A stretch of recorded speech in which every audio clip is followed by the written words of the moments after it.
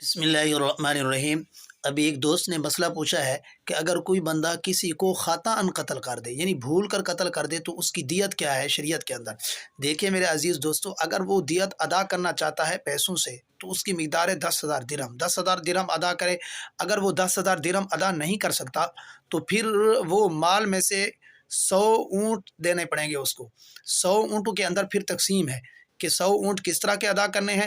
شریعت نے اس کے اندر جو ایک ترتیب بنائی ہے کہ آپ نے جزا کے اونٹ ادا کرنے ہیں، حقہ کے ادا کرنے ہیں، بنت لبون، ابن لبون اور بنت مخاض۔ یہ کیا چیز ہے؟ ان کی ترتیب اس کو علماء ہی سمجھتے ہیں۔ چلو آسان لفظوں میں ان کی تشریح کر دیتا ہوں۔ یعنی جزا ان کو کہتے ہیں، آپ نے 20 اونٹ جزا کے دینے ہیں جن کی عمریں 4 سے 5 سال تک ہوں، ان کو جزا کہتے ہیں۔ 20 اونٹ آپ نے یہ دینے ہیں۔ اور اسی طرح 20 اونٹ آپ نے حقہ کے دینے ہیں جن کی عمریں 3 سے 4 سال تک ہوں، ان کو حقہ کہتے ہیں۔ اور اسی طرح یہ 40 ہو گئے ہیں، باقی 60 رہتے ہیں۔ ان میں سے 20 اونٹ آپ نے بنت لبون کے دینے ہیں۔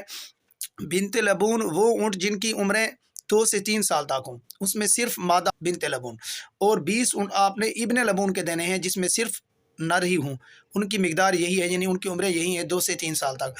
اور یہ 80 ہو گئے۔ اور 20 اونٹ آپ نے بنت مخاض کے دینے ہیں۔